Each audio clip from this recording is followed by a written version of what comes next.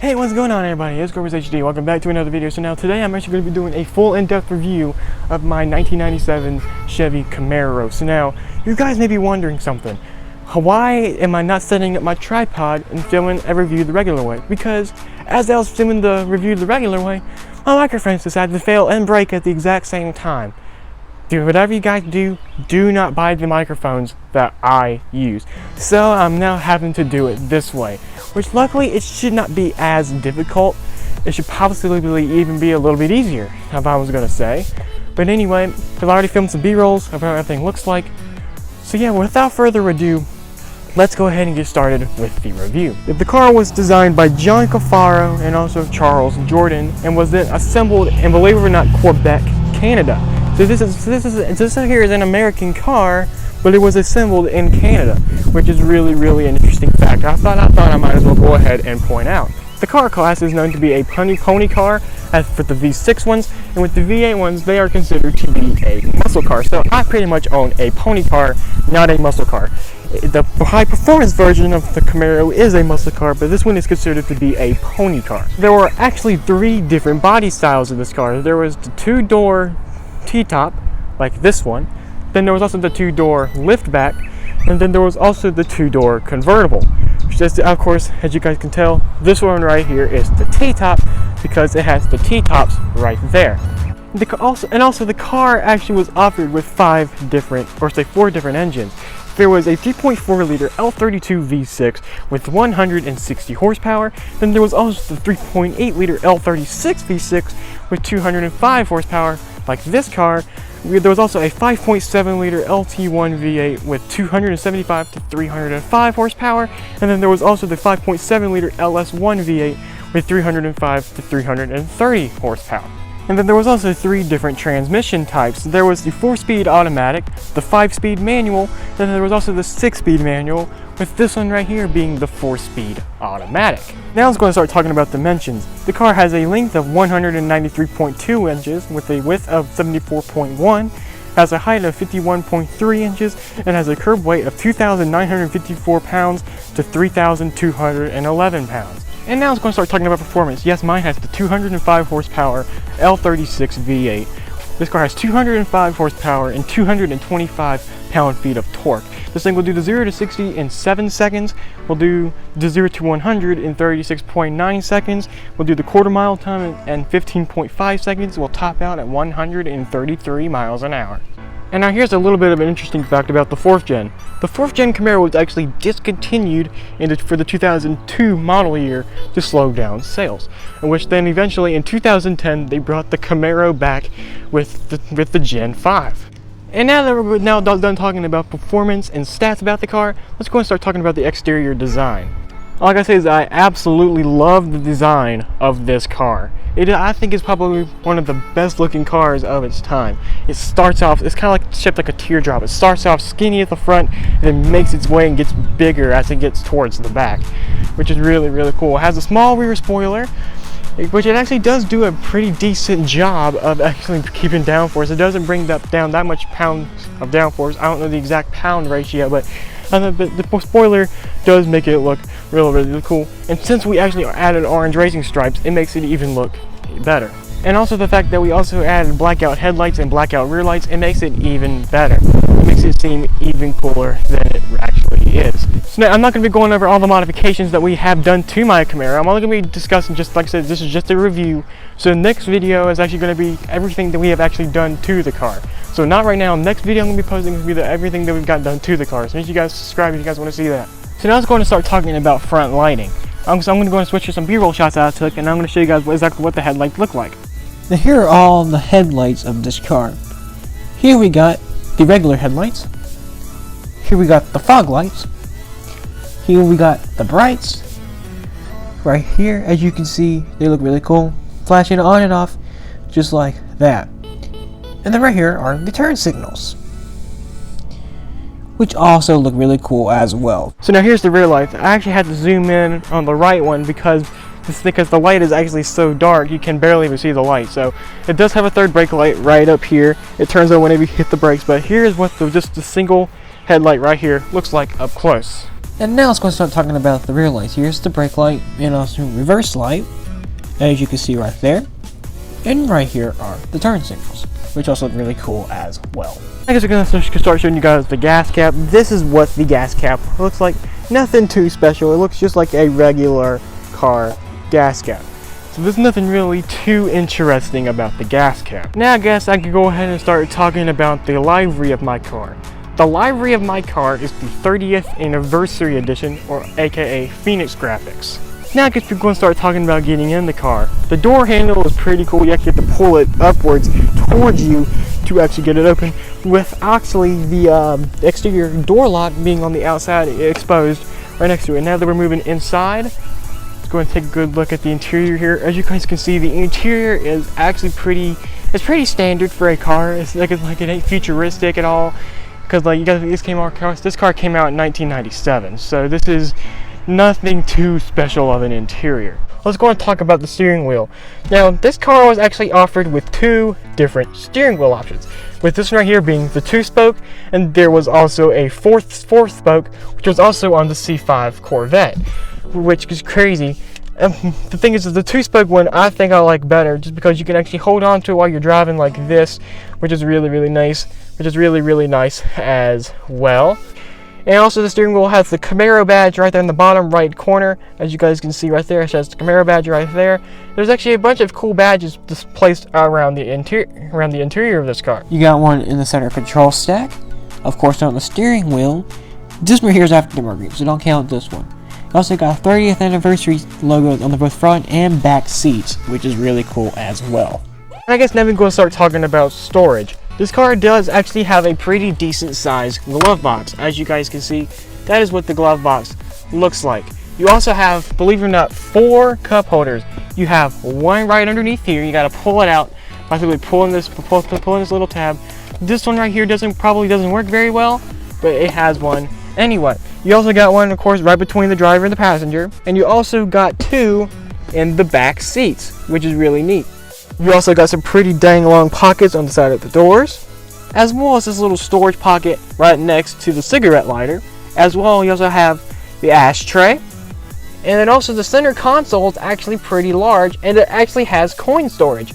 As well, you can actually store coins and stuff in your 97 Camaro. Now let's go and start talking about climate controls. Let's go and first of all start talking about the climate controls themselves. So now, the far left dial, that controls the fan speed. The middle one controls how hot or how cold it is, and the far right one controls how, where the air comes out. You also got the windshield defogger button right here, right next to the fan speed button. You press that, and that can defog the windshield. You twist these levers to the left and right, which you can then adjust the temperature, the fan speed, and all the regular stuff. And then the climate control vents are also pretty cool as well. There's a little lever, or a little pull tab you can use. You just shift it over to the right and left, and that can actually control where the air comes out. From there, you can even close them, do like all the other stuff. You actually can move the vent up and down, just like this, to actually more direct where the air goes. This one, the car actually has 4 of them. It has one right here. It also has 2 in the middle, and it also has one on the passenger side. And there's where the windshield defogger is. And now, speaking of cigarette lighters, let's go and talk about where all the cool car charger and all the wireless stuff ports are. And here's the cigarette lighter. This is what the cigarette lighter looks like. So now, I'm not sure if this one here was factory, but this is what apparently it's supposed to look like. And there's also 2 places where you can actually plug in car chargers. You got one right here, and then you also got one right here. And to control the lights of the Camaro, this is how you do it. To the left of the steering wheel, underneath the climate control vent, you will see a little lighting settings. To the right, that's a lever that controls the lighting itself. And what the left one does, it actually controls how bright the gauge cluster lights and on all the ambient lighting is. And for example, if I go ahead and switch it over to the right, and now you see the car alarms going off, and now that is the regular lights. Twist it over one more time, and that right there turns on the main headlights. And now if I go ahead and press this button right underneath the left side air vent in the middle, you'll see what looks like a little fog light. You press this, and that turns on the fog lights right down there at the bottom. And then most people are wondering where the heck the hazard lights are, because like there's not a stock on the side, there's not a button over here in the center. So where is the hazard lights? Well, if you actually look right underneath the steering column, right underneath where the key, where the ignition is, you will see a little pull tab. You push the pull tab. It's kind of hard to push. You push that in, then the hazard lights come on. Then you pull out from the outside.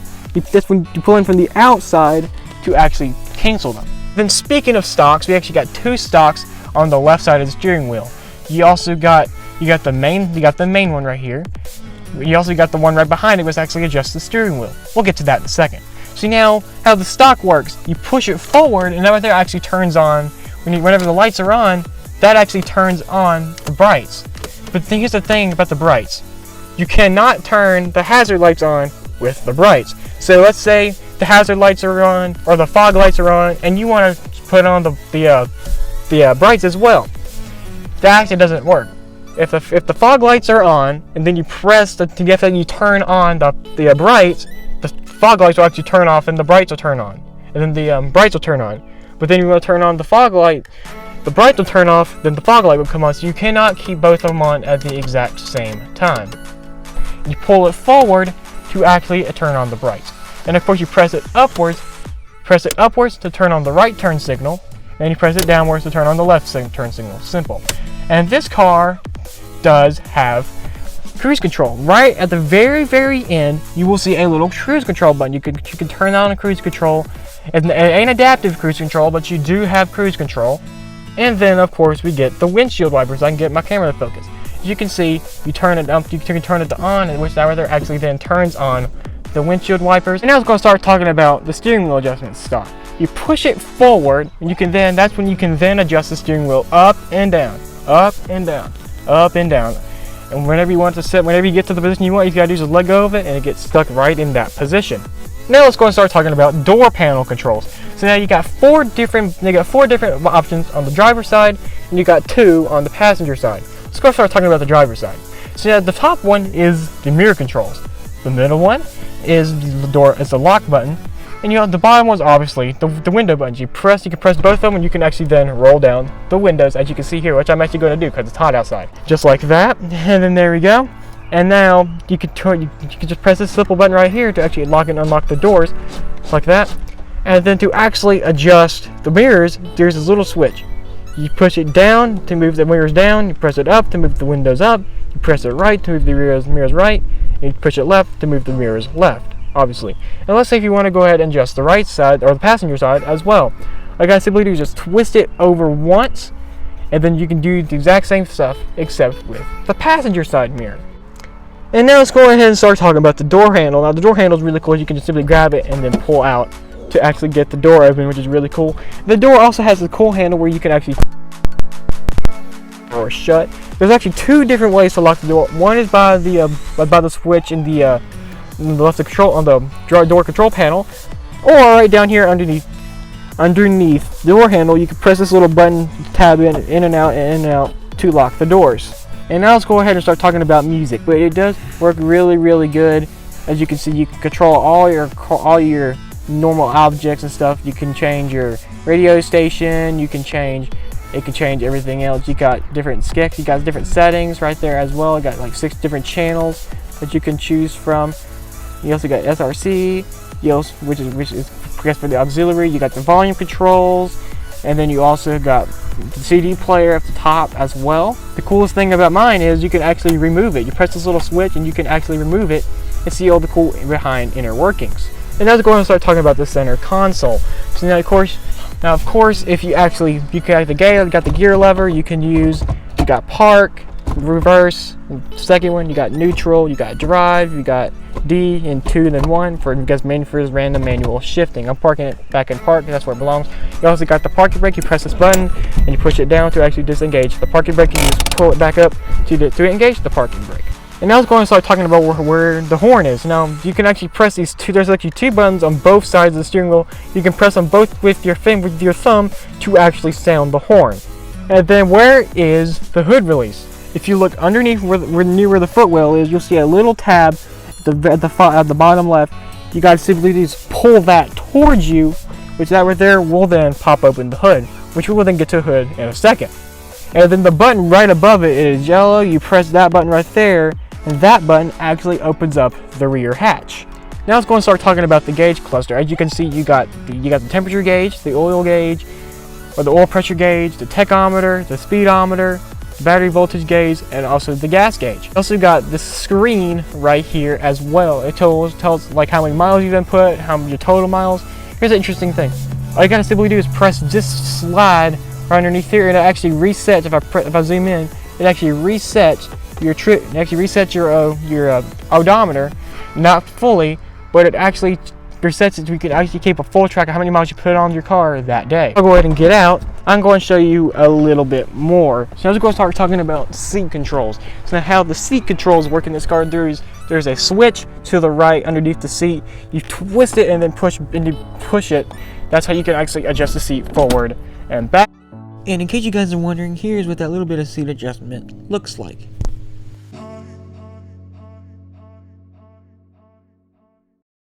Then there's a lever right beside the seat, which that actually adjusts the height of the seat, as you guys can see with the B-rolls that are popping up right now.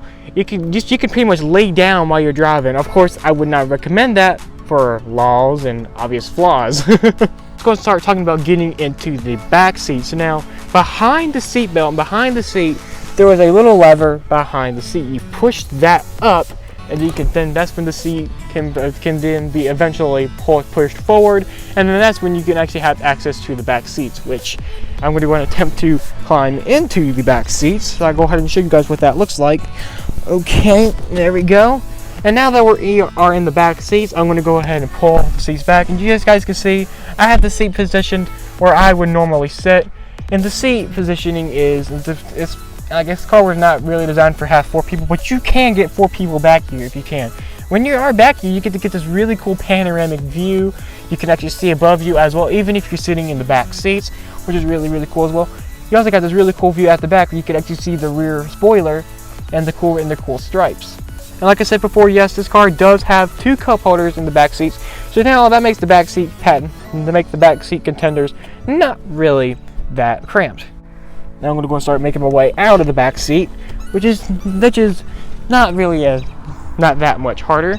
And then you can just simply put the seat back, and then you're out of the seat. Now let's go ahead and start talking about the tops. So I've already told you guys the car is a T-top. So now here's what you do. Right underneath, there's 2 levers, one on both sides, one on the driver and one on the passenger. You pull them out, and that's when you can simply then just back the tops out of it as they are being demonstrated right there. And then once you get that done, they can actually then be safely secured in the trunk, and where there's 2 grooves at the very, very bottom. You pull back the privacy, and then right there you can stick them in there, and then you won't always have to keep them in your garage. Which is telling you guys one thing: if you guys are going to go get groceries, you guys may want to put the privacy up, because you want to, because you do not want groceries getting all over those, because I can just imagine how much these pieces are to replace since they aren't being made anymore. And then once they're down, the car actually gets a really cool panoramic, like open top feel, kind of like how the C5 Corvette is. It's really, really neat. You can have a full open air experience, which is really, really cool. The only downside is that there's a big old bar in the middle of it, that's like the only downside. But apart from that, which is even cooler, if your passenger doesn't want an open air experience, you can just put on the right side one on, and you can keep the driver's side one, and you can drive with the open air experience, and then they don't have to, which is a really, really fun, which is a really, really, I guess you could say, helpful fact. And now let's go ahead and start talking about the trunk. So now to open up the trunk, you actually have to use the keys, which mine has these regular keys, but I have an automatic key fob coming. If I go ahead and open this up, you can just simply put the key in, if I can get it in there the right way, and then after that you can simply just twist it, and then the trunk opens up. And here's what I was talking about, the privacy. As you can see, there's this little leather, or I guess you could say Alcantara plate right here, that actually falls down, where whenever the hatch is shut, it will hide what you're hiding underneath here, so nobody can actually look in and see what you got, which is really, really cool. And there is the grooves I was telling you guys about. So now you guys see there, you can put them in there just like that. And now to shut it, all you gotta simply just be very gentle to shut it down and make sure it's not up, and there you go. And now there's the rear hatch closed. And now I guess we're going to start talking about the hood. If you want to look at the engine, you gotta look underneath, right, like kind of like right left, just a little bit to the left of the headlight. You pull it up, and there's a little latch right here. You push this, you push up this latch, and then that's when you can then take a look at the 3.8 liter V6, the L36. As you can see, this one does look a little bit different than the other ones because this one has actually been customized by us. I'll be talking all about this engine in my next video, where I'm actually going to be talking about all the modifications and everything that we've actually done to the car, which is going to be really, really cool. So if you guys want to see that, make sure you guys subscribe and stay tuned in for that, because that's going to be a really, really fun video. And then to shut it without having to push it in, I guess we're just bringing it down to about right here, to about halfway, and then I just let it go, and then the hood will fall together just like that, and then the hood is shut. And while I was editing the video, I realized I forgot to mention the exhaust vent, so...